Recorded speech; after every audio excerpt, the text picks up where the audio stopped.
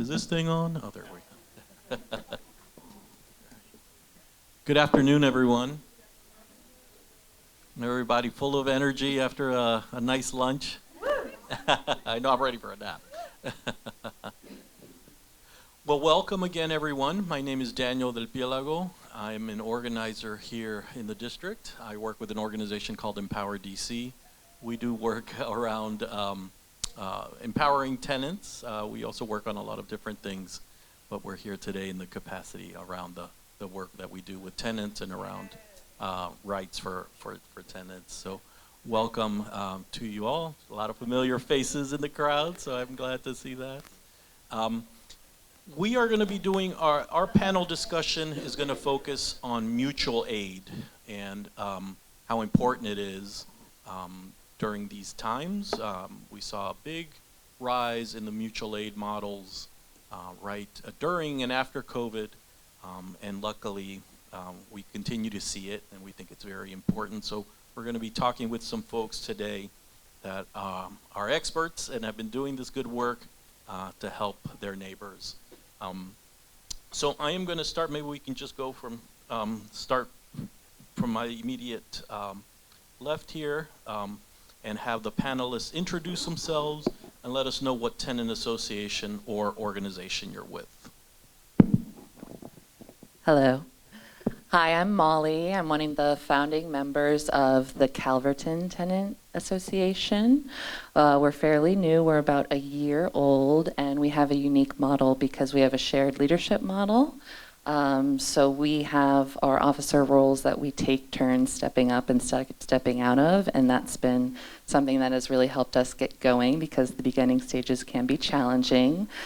We have relied on mutual aid from the start. We were able to get going because one of our neighbors who went through a TOPA sale at a building down the street gave us information about how to organize within our own building, and then we were able to organize within our own building and then share with other buildings in the area. So we've relied on mutual aid to get us going, and we provide aid to others through shared education, through resources, through eventing. So I'm honored to be here learning with all of you, and thanks so much. Good afternoon. Hi, I'm Beatrice Evans. Everyone calls me Miss B. That stands for Bright Energetic Advocate. And I am the president of the Triangle View Senior Building, along with the Milestone Senior Building. I'm also a co-founder of ETAP, Elder Tenant Association Presidents and Presenters. And that's where we have organized some of the senior buildings in Ward 7 and a couple of others across town, the Fairmont, and we're hoping others will join, where we keep each other up to date on things that happen, and we've been our mutual aid with each other. And I guess that's it for about right now. I like that because we are each other's mutual aid. That's lovely. My name is Erin Palmer, and I am a former advisory neighborhood commissioner, which is a local neighborhood level elected official in Ward 4. I served in that role for 6 years, and our commission was the first commission to have a committee focused on housing justice, where we did a lot of work on tenant issues and issues related to efforts to end homelessness and support our homeless neighbors. I'm also a lawyer, and I do some pro bono work with Washington Legal Clinic for the Homeless, so I do some tenant-related issues that way as well. And thank you to the panelists and to OTA. Well, wonderful. Thank you all for being here. Why don't we discuss what is mutual aid and what does it mean to you? Can you give a little bit of your history of mutual aid, I guess as, you know, in your personal capacity? Whoever can start us off. I guess I can start. I'm really not familiar with the organization mutual aid, but that's what I've been doing. Reaching out to people in my community who I meet at these different events like this, and when I find out that they have a skill, a talent, or something that I introduce myself and say, hey, and especially when they're involved with housing justice. I met Dan. How did I meet you? I forget. But anyway, because when I met him, he was giving information about public housing, which I live in. I needed to learn from him, so I started following him around. And he's been helping me ever since. And there's been a few other organizations like LECD that just downsized, but there's a lot of community organizations out there in your community who are interested in helping you trying to achieve your goal. So I'll reach out to everybody. Thanks. And I'll just remind her, I met her at an event she was doing on her property where they were handing out cooked food for folks to enjoy. They were handing out groceries for folks to enjoy. They had a go-go band, and I along with other folks were tabling. So I was like, I need to know who this lady is and work with her. So that's how we met. Great. So the tagline for mutual aid is solidarity, not charity. And what that makes me think about, and what I really appreciate about mutual aid, is that you are not drawing bureaucratic lines or means testing or distinctions in that way. We are just helping each other, and it removes bureaucratic barriers, and so you're supporting the neighbors who need it and letting them use aid in the way that benefits them. You're not dictating how they use it or what they're eligible for, and knowing that that extends to you in return. And mutual aid seems especially important right now, that we need connected communities that are supporting each other to be as strong as we can be, given all of the challenges that everybody is facing. I like what you said, Ms. B, about you just started following him around because you wanted to learn. That was definitely our approach to giving and receiving mutual aid, was often information sharing and learning. To me, mutual aid has a history of marginalized communities, historically excluded communities, Black and brown communities, indigenous communities, helping each other when the government or our institutions would not.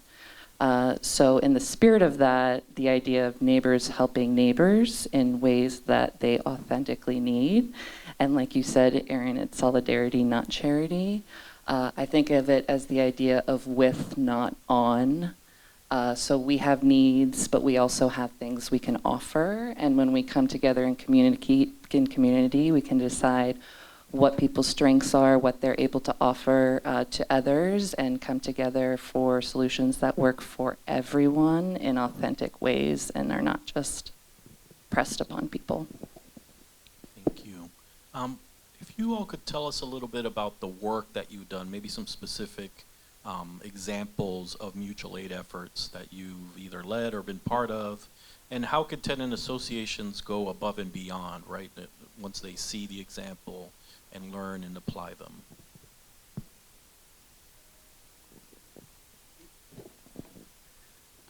So we were founded with help from another tenant association at Harvard Hall. And one of our first events at the Calverton Tenant Association was a Know Your Rights training with Nicole at the Office of the Tenant Advocate. Once we got going and got some momentum, we realized how much progress we were making and how much fun we were having, and we ran into another tenant association that was having issues with air conditioning fees, and we're actually trying to start a lawsuit but didn't know where to begin. So we were able to come together as a community in the Calverton and actually co-host some education and Know Your Rights training with the Office of the Tenant Advocate to learn together to help advocate for them. We were in a unique situation where we weren't actively involved in any issues with our landlord. So we knew that while we support each other within our own four walls, it's just as important to support other tenant associations and other tenants in our community. So we really benefited by doing some shared learning with those folks. And we also recognize that building social connections with people is very important to build the trust and the resilience. So over the summer, we did a summer swap, which was basically an indoor yard sale where people could bring down anything they wanted to donate. We partnered with some local organizations like Martha's Table for communities like unhoused folks or migrants who may need a little extra support right now. We were able to collect donations from household items to clothing, come together in our lobby, spend some time together, and take all these items to folks who need it. So that was really rewarding that we were able to do that together and also get to know each other better. A less joyful and more urgent example of what we've done lately is in response to ICE in our communities and armed officers on the streets kidnapping people.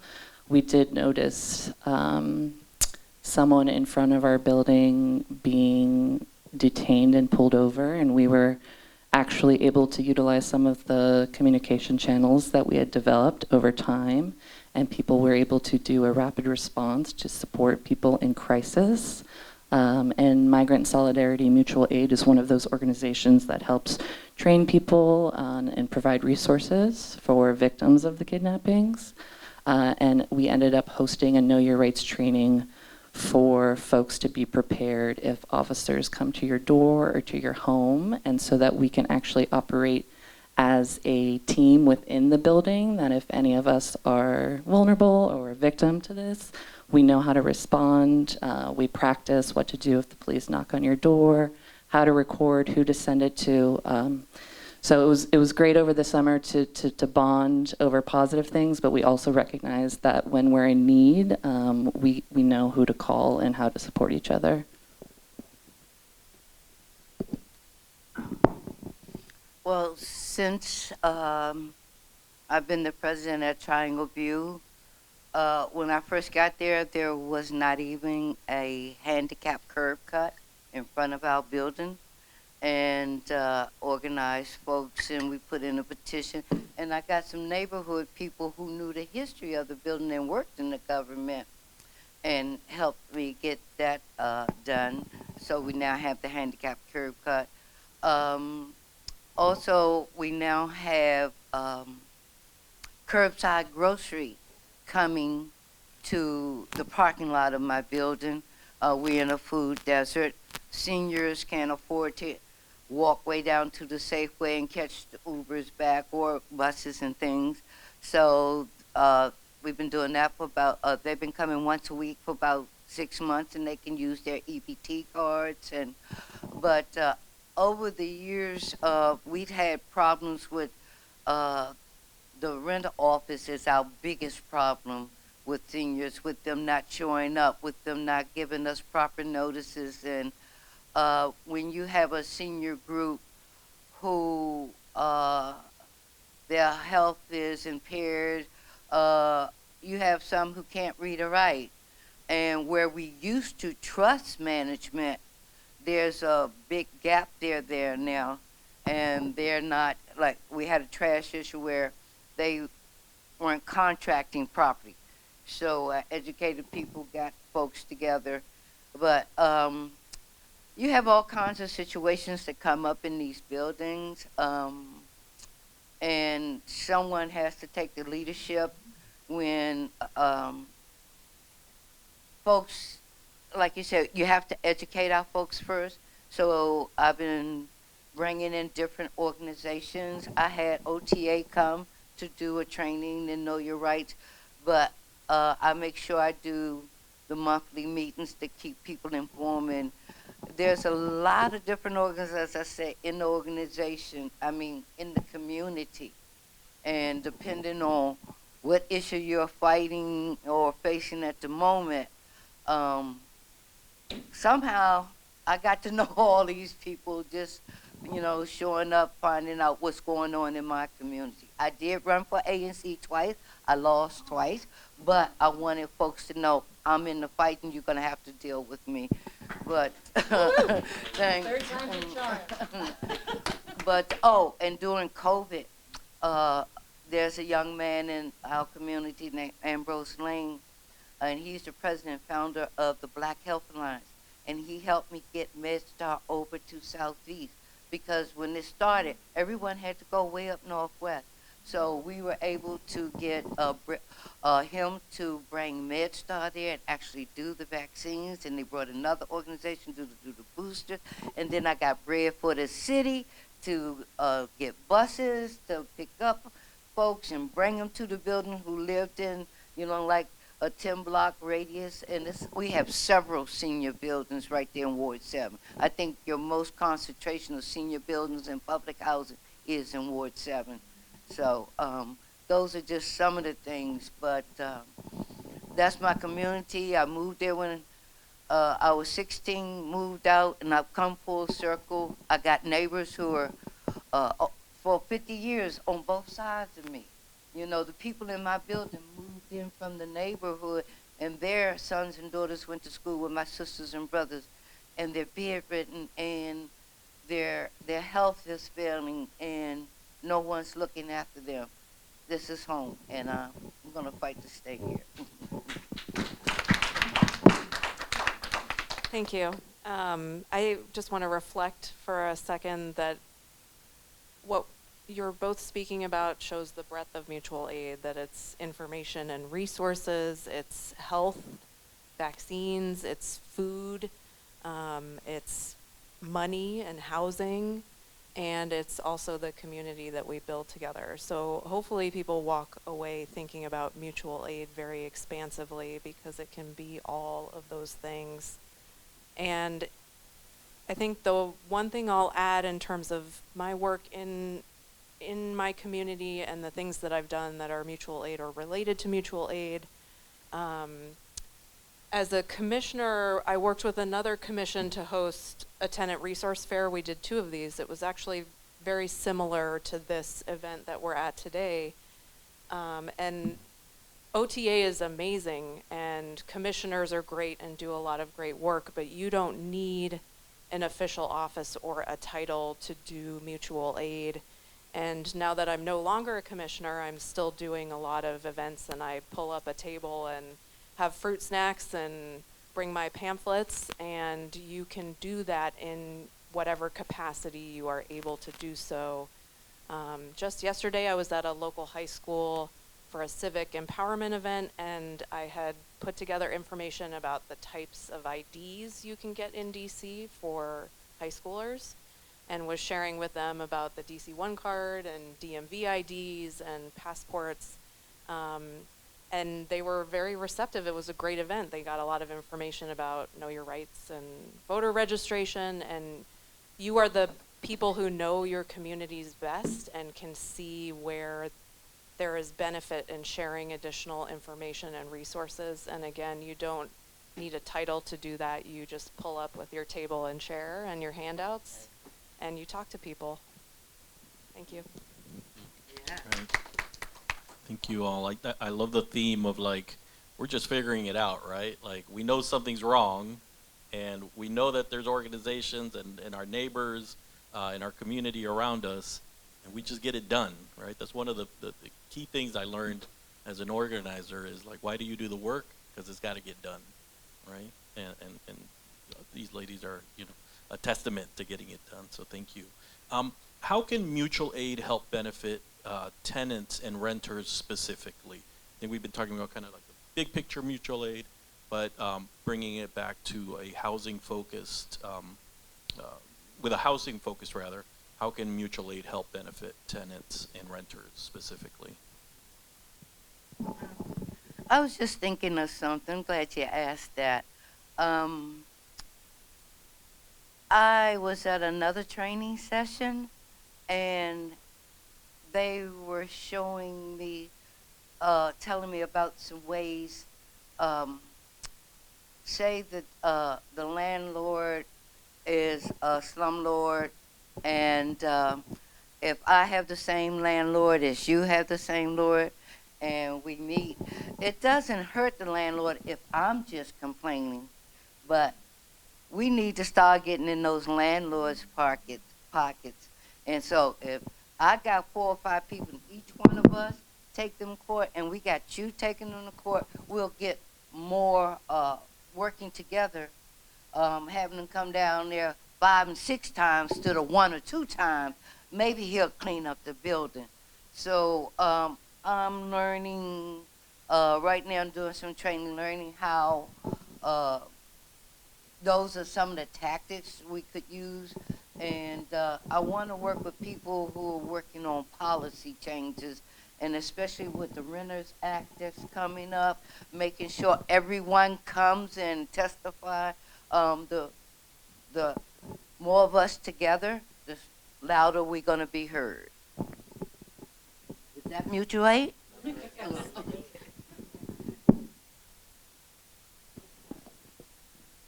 I think the collective power part is the most important thing, because it can be very isolating if you don't know your neighbors or you're having an issue in your building, whether it's bugs or the ceiling is coming in. So just being able to come together and sometimes share the stories of what's going on can be very powerful.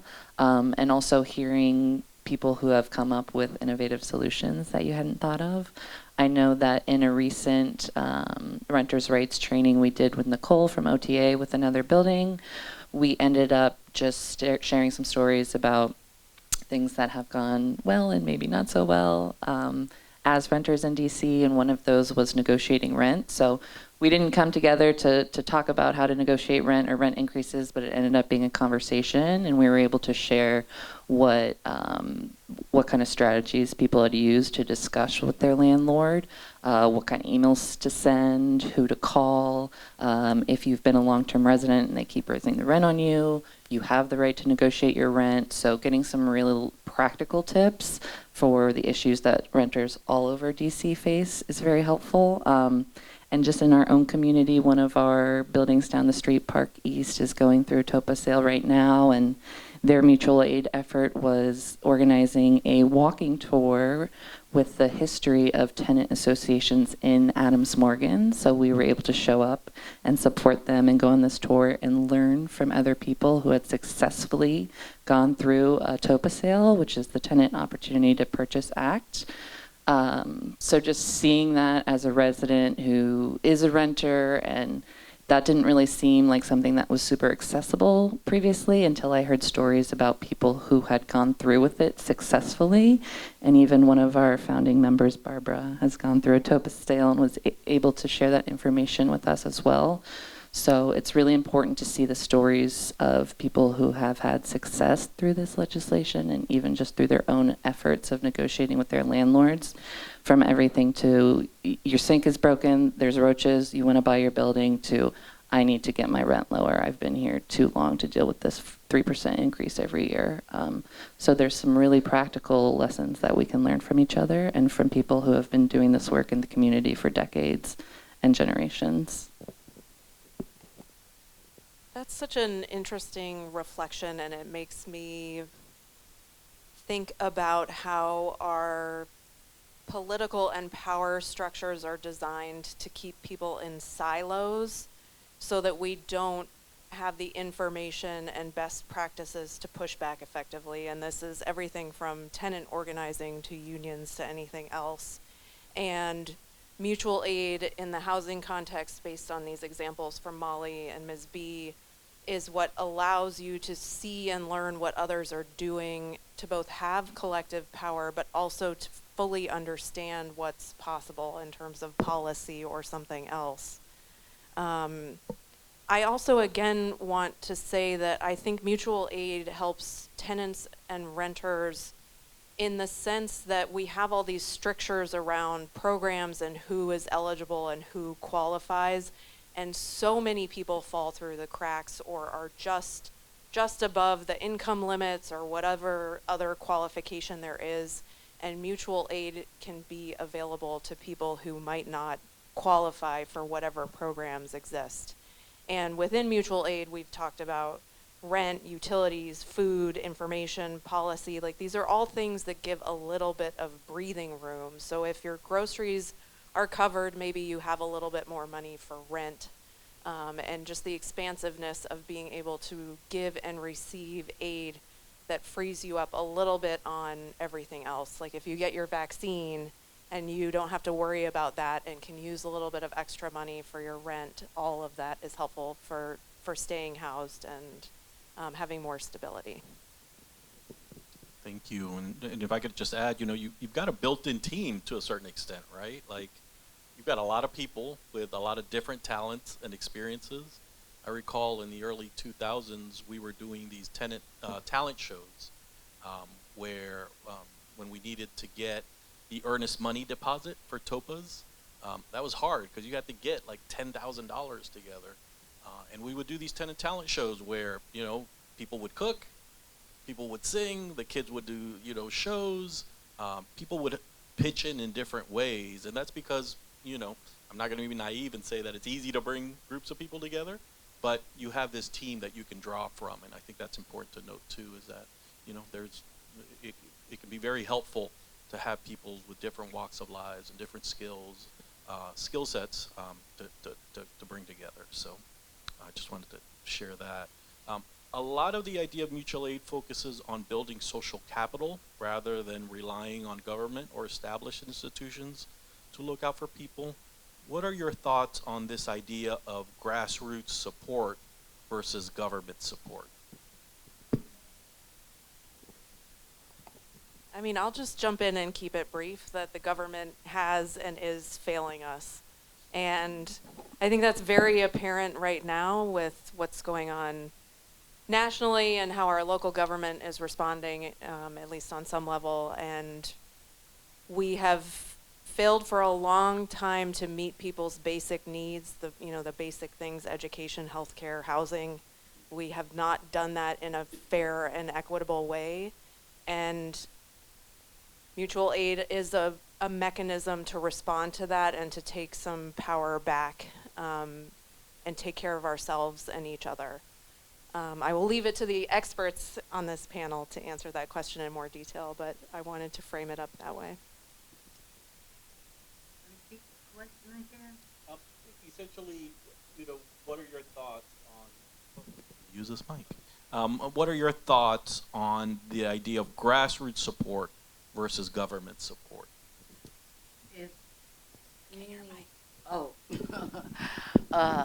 Grassroots support coming from the community. There's, like over in Ward 7, there's an organization called the Marshall Heights, Mikado, the Marshall Heights Center, and they do different programs.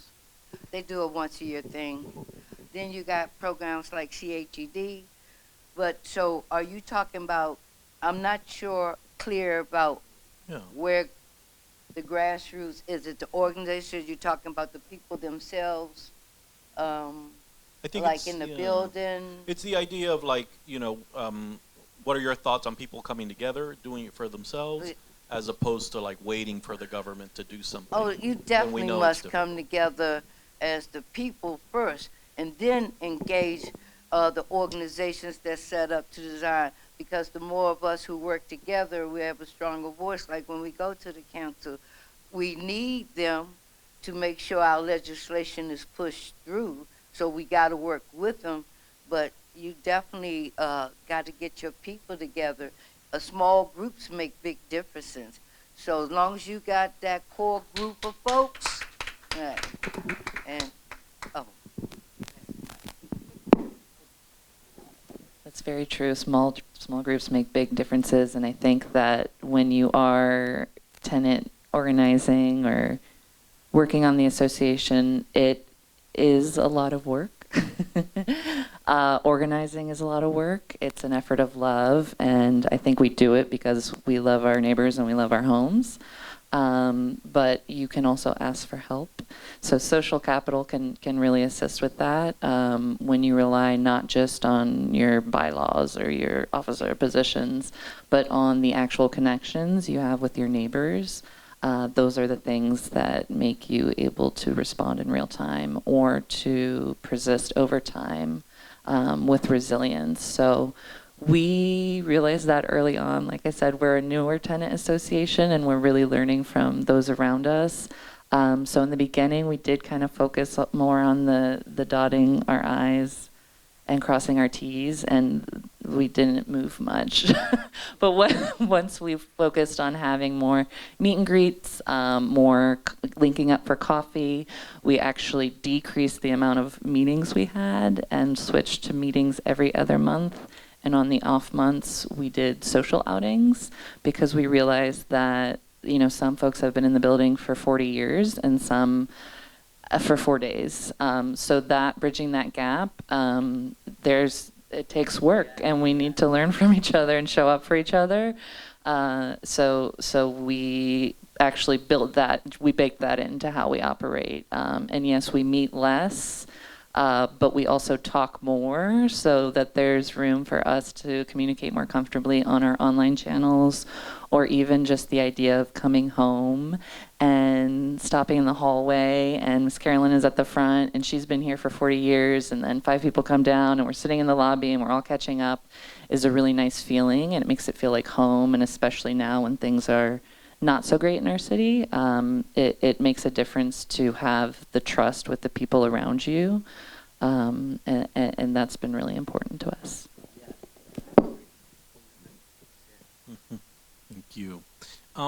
I think this came out a little bit already, but how have you been able to build mutual aid support across different demographics, right? Buildings usually are not monolithic. It's not the same people with the same, you know, ideas and thoughts and values living together. It's a wide variety of folks. And on the other hand, on the other side of that, you know, what are some of the challenges you faced with this?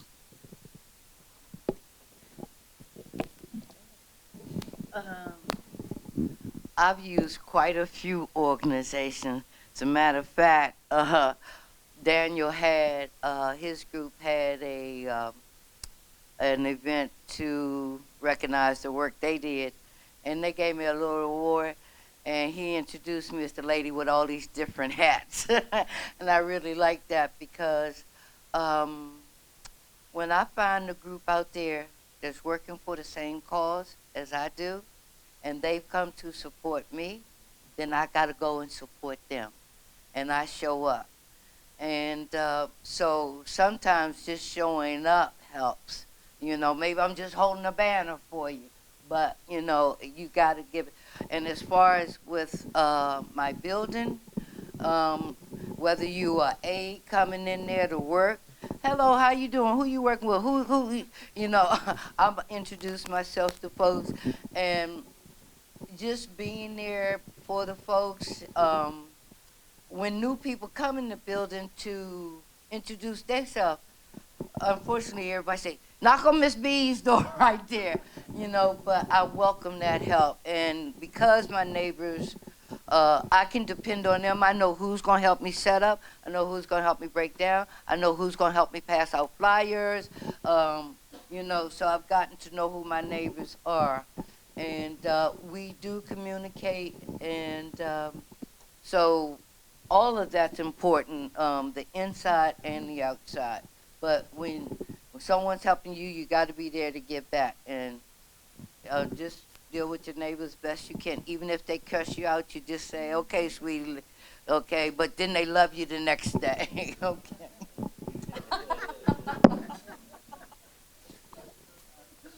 Oh, that's such good advice. Thank you, Ms. B. Very wise. I'm going to approach this question from a logistics and kind of checklist perspective. I think it's to reach people where they are. I think it's important to have food at events. I think that's just something that I try and insist on, is if you're having people come at a mealtime, you need to feed them a meal. I like things to include children and be friendly to children and engage them, not just have a space for them to go sit in a corner, but incorporate them in the work that we're doing. Language access, I mean, this is tricky in the sense that it involves, it can involve like paying for interpretation and translation, but it's an important way to include everyone. Something that we have tried to do with events we do is to pay people for their time. So if you're bringing some sort of skill. We try and pay people for their labor because everyone's labor is worth money. And all of these things, they cost money. So that's the challenge of trying to figure out how you can create a space that has food and is welcoming and has translation and does all these things. But the balance you can find, and sometimes you can share skills as neighbors to cover a lot of this. But I think about those key things when I'm organizing something so that people feel welcome. Thank you all. I remember at one building that I worked on very early on, we were having trouble because there was like a lot of seniors, African American, newly immigrated folks, and it was tough. And the tack we took was to organize the kids first. We developed a junior tenant association. Yes. And they really whipped the adults into shape because the kids were doing cleanup days, lemonade sales, and it really made the adults say, you know, we're acting like children, right? Like they're like stereotypical children that can't get along, and it really did help. So, you know, there's a lot of ways up the mountain, as they say, but that was one that I remember in my past. What's the best way you found to connect with others? Social media, word of mouth, any other kind of ways to like literally get the word out to bring people together? This was a trial and error for us. And there are some unglamorous parts about organizing, I think. We found that in real life, face-to-face, person-to-person is the most successful. It's hard because people are very busy. They don't have a lot of time often. So just the logistical coordinating of how to get in front of someone else can be challenging. We found that we often communicate 3 times in 3 different ways. That can be an accessibility thing. That can be just where you're located, what access you have to smartphone or internet. So we always try to have something, a physical copy of something, a digital copy of something, and then we also have been building this plan out where we do floor captains. So there's sort of a representative on each floor that can act as like a team lead for making sure that the folks around them are informed. But the canvassing has been a way that early on, the door knocking and the canvassing was the way that got us connected with most folks. So anything you can do to get face to face is great, but it can be intimidating to go knock on somebody's door. So it's better to do it together. That's what I recommend. Well, my basic way of communicating with my neighbors in my building, the building across the street. I'm also the president of Milestone, which is right across the street. That's 66 buildings. I get at least 200 flyers made each month, and depending on what I'm having, I might get more. And on that flyer, put the Zoom thing. Well, I just lost that ability since LECD went down, and but also I keep in contact with my co-founders and let them know what's going on, and they let me know what's going on, so we attend each other's meetings. When it comes to the digital part, we're in a senior building. How many 90-year-olds and 80-year-olds and 70-year-olds you know on social media? So, but I do put the flyers out about a week ahead of time. I post them at the elevators. I post them at the mailboxes, you know, so that people can visually see them, and that works best for the senior buildings. And it works best for other folks too, to actually tell somebody about something and just say, here's the date and the time, and you know, but I'm going to entice you to get there. and I do have help getting the flyers out. And there's a young man in my neighborhood who lives across the street, and he's definitely has a mental health problem. Well, I'll give him $5 and give him 50, especially when I was campaigning. And he would go to every car, every apartment. So I use the people in the neighborhood too. Yeah, I'm going to echo that it's literally everything in terms of how you communicate. And I look at this kind of from a campaign perspective because I did all of that in running for ANC. And I do think door knocking was the top thing for meeting people, for having people open up to you about the things that they care about. I would not shy on social media. You know, people used to say like Twitter is not real life, but there's lots of people who engage only on social media or primarily. And I love the idea of block captains or phone trees or the things where you operate as a network to get the word out. All of that's great. Yeah. Thank you. Where do you see the mutual aid work that you're doing evolving, especially in current times? I think we discussed this a little bit, when funds and resources from the government and other institutions are getting harder to find. How do you see Vision growing the work that you're doing?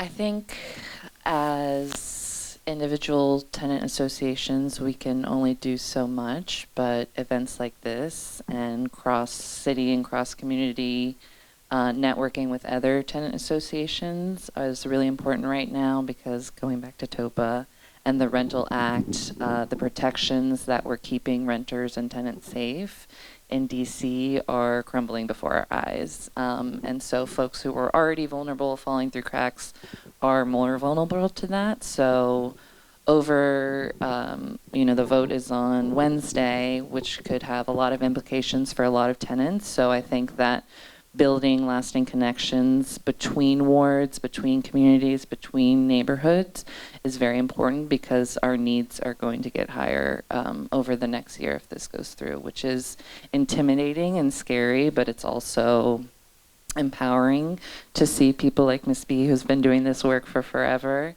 and folks who are here now who are interested in filling those gaps. I think it's really important because we're facing a lot of challenges, and that's just being realistic about what's coming.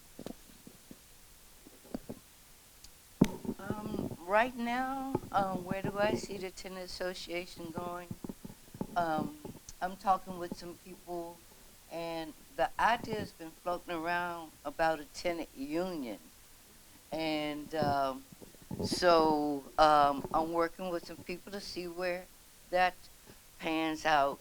And I am starting a canvassing up in Ward 5 up around Rhode Island Avenue, and I'll be doing some door knocking, and we're going to invite people to meeting, at least try to get 8 to 10 people to start with small groups. It's with the Housing Condition Hub. You heard of them? Okay. Well, I think they're supposed to fill in for where LECD left off. And I'm really excited about doing the door knocking. That's one of the gifts God gave me. Knock, knock, knock. I don't care. But anyway, I'm looking forward to doing that and finding out about other people's problems and bringing them together and seeing how far it goes. It's a day at a time for me, but I'm going to be there. Yeah, I'm not sure I have insights on where mutual aid is going. What I'm seeing right now is there is a growing awareness among some people of the need for mutual aid, and I think a lot of it is being driven by what we're seeing with ICE and neighbors being arrested and detained and disappeared. I have seen a lot of activation around that, including around school communities, and hopefully what that does is to bring people into consciousness about what mutual aid is and can do more broadly. And I think a lot comes back to housing as a foundational issue, that if you're concerned about ICE and what they're doing right now, then you're concerned about our homeless community that may be getting picked up by them as well, and that people are safest and most secure when they have housing. So hopefully there is a natural connection among increased responsiveness to ICE and the need for housing security. Yeah, it's, to me, it's like we have to do it, right? Like people really do have to band together, and and I'll speak for my organization. We want to be there to support folks doing this good work because more and more we can't depend on those same sources that in the past, lent some help. And we understand there's many reasons for that, but nonetheless, that support seems to be drying up. So really thankful for being on this panel and learning from folks and really pushing this idea that we have to do it together. So I think that's really important. As we close out here, how would you recommend to the audience they tap into mutual aid networks or start their own mutual aid efforts in their community? If anybody's heard what you spoke about today, what tips would you give them to begin their own efforts?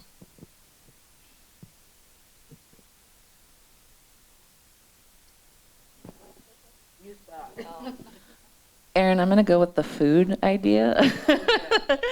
And also the following around idea. I think the most important part is opening the door for conversation.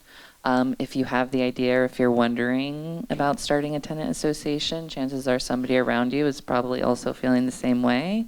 If you're facing an issue, somebody around you is probably feeling the same way. If you're scared about what's happening in the street with ICE, folks around you are feeling the same way.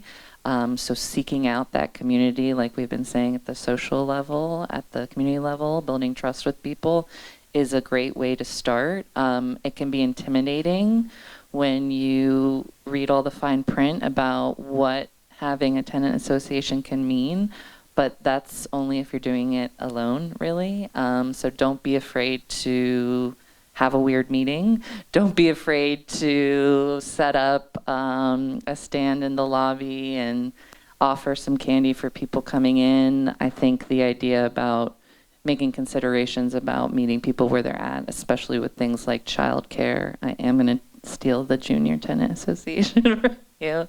That was great. But allowing kids at meetings, making it so that it's accessible to everyone. I think the idea of creating a good tenant association or tenant union is the idea of creating a good gathering for people. So how would you make people feel welcome and safe and encouraged to share their stories and speak in your own home? And that's how we started, was going around and hosting meetings in our own homes. And that really worked well for us. So bring food.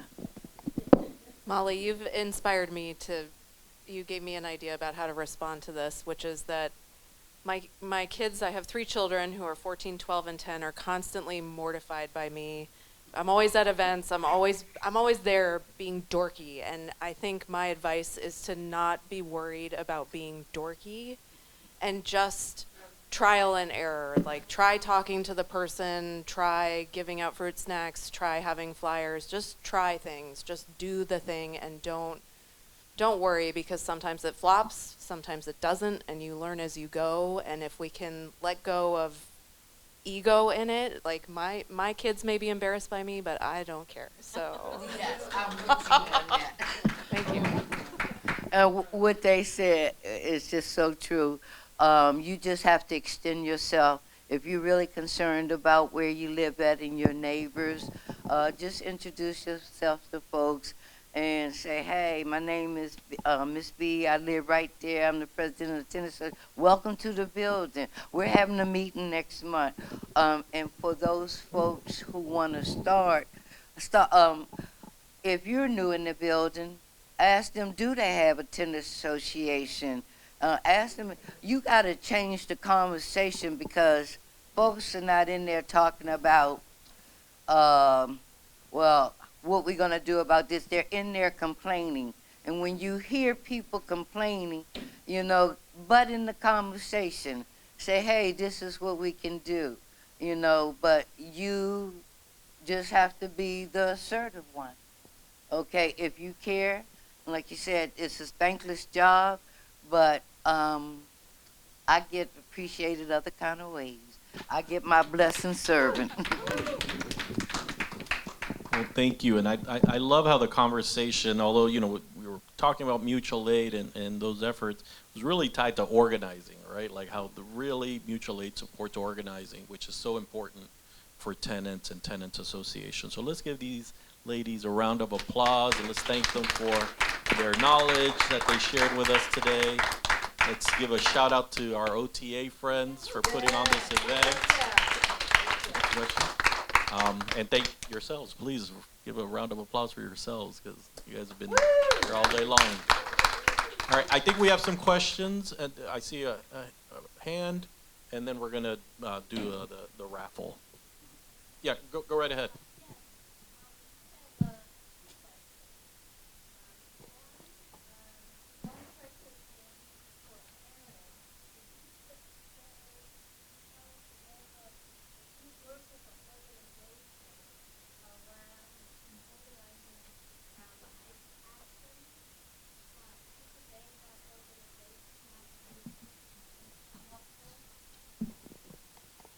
Yeah, so a lot of the organizing, at least around schools, is just happening in neighborhood chats on Signal. So I am involved in several informal groups, but I know Free DC and some of the folks they're affiliated with have response efforts. And then Molly mentioned Migrant Solidarity Mutual Aid, which is a core organization doing that work.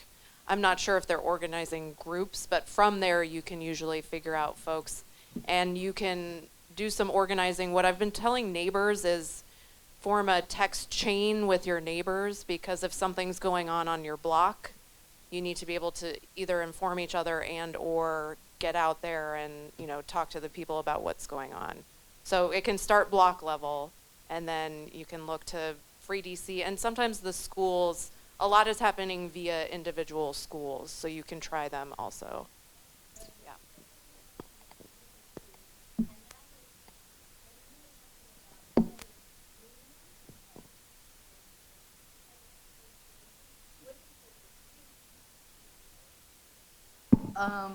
A tenant association is usually just the building that you live in, but when you're talking about a tenant union, LECD had tried it once before, and a few years ago,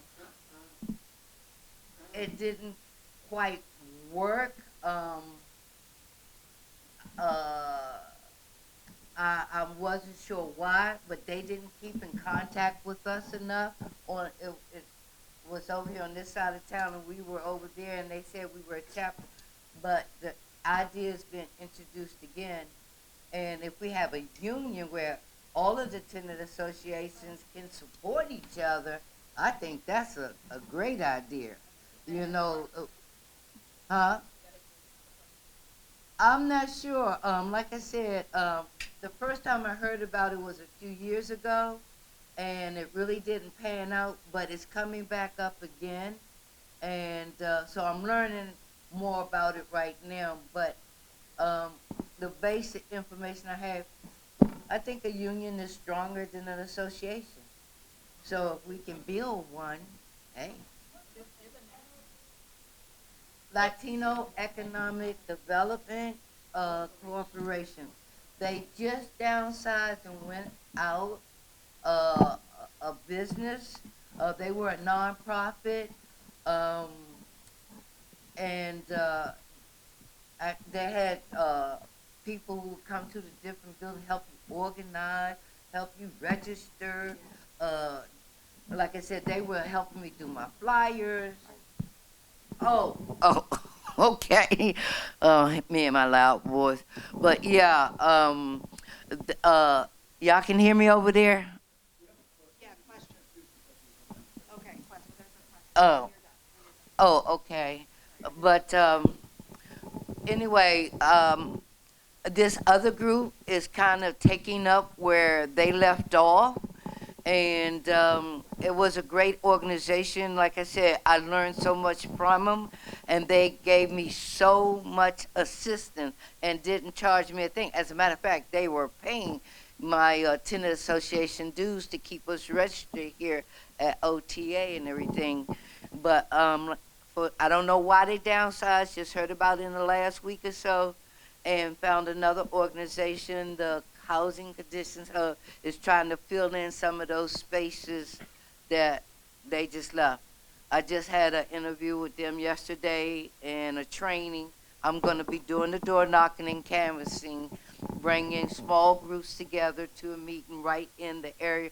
You know, it's going to be at the library, so we're going to make sure the different neighborhoods we go in, we're going to deal with the tenants right around so they have a space so you don't have to worry about transportation and things like that.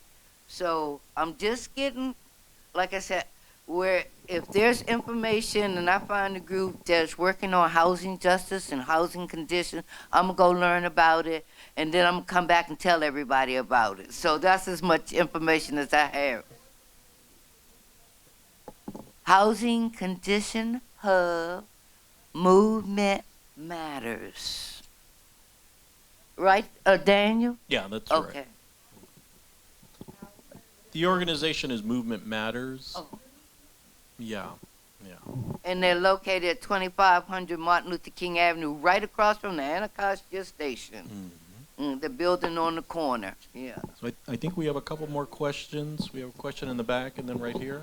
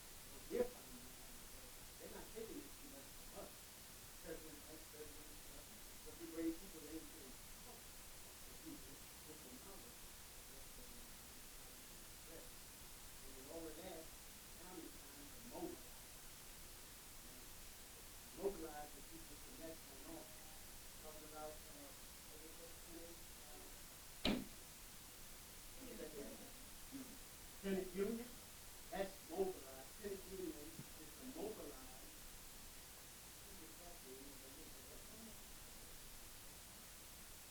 That's to mobilize the tenant union, different communities. Your community might need help. So if you got a tenant union, other tenants that are organized can come and support your efforts. That's the tenant union, mobilize. We know that the government, we must be on the front. But the government, current administration, is stripping everything. And that's to tear apart everything that has been accomplished. Remove the budget, remove money, and try to take things and people to put them in a certain position. But we're going to overcome all of that. We won't stop. Because it's already been said. We do everything that has been said, already by the time it's great, but we have to push forward, push away from the table to the government, organize. That's right. Thank you, sir. Thank you for that. I think Molly had something to add real quick. Yeah, we're going to do some mutual aid in real time. And for anybody interested in joining a tenant union over DC, we have a little sign up here so you can do your name, the building you're with, and your contact info. And we're going to send a follow-up email to folks who would be interested in joining a tenant union. Wonderful. Let's get your info. Yes.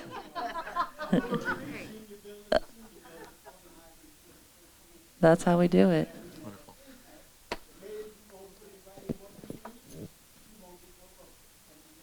Thank you.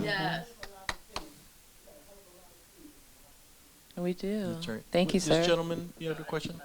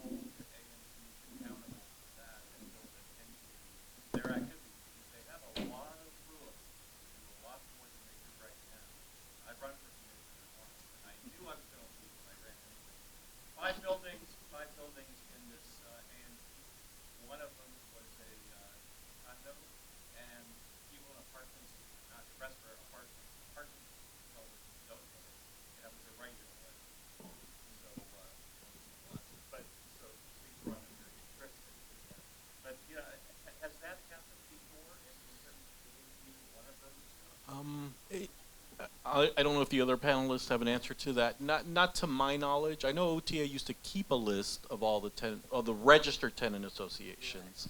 I know in the past, I've worked with I used to work with LEDC many years ago, and we hosted several tenant town halls where the idea was to bring tenants and tenant associations together to prioritize, and we developed some priorities out of that work.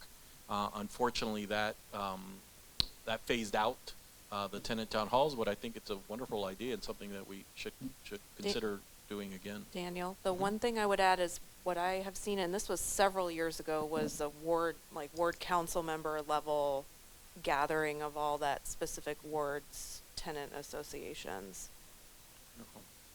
Yeah, I think right quick, and then we have to move here to the raffle. But go ahead, please, Jan.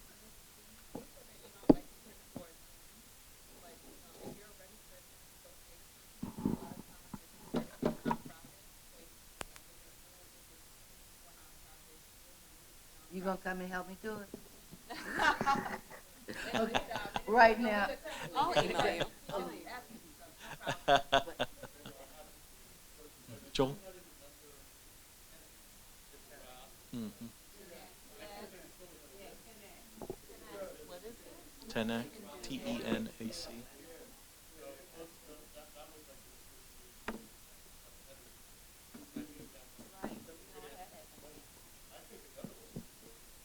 Yeah, sounds like it. We'll come back next year and we'll report back on that. All righty.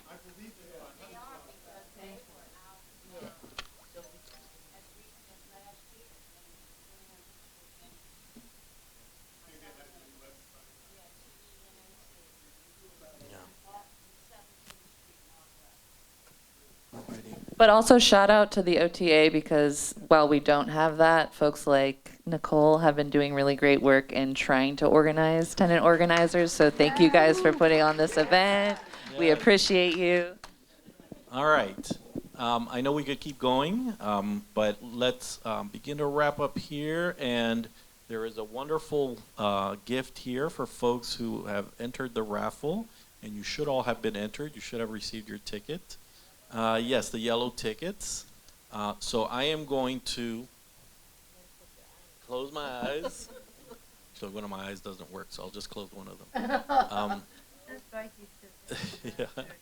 But here we go. I'm going to pull it, and I'm going to read the last, I think it's 3 numbers on here, because they're all the same. So ticket number 063. Who's holding 063? Hey, there we go. All right. And we'd like to present this bag to you. Full of goodies. Yeah. Wonderful. Great. Well, once again, thank you all so much. I think we are wrapping up. I don't know if folks can still kind of mill about and talk to each other and get contact information and sign up. But I think we're done here. Thank you all so much.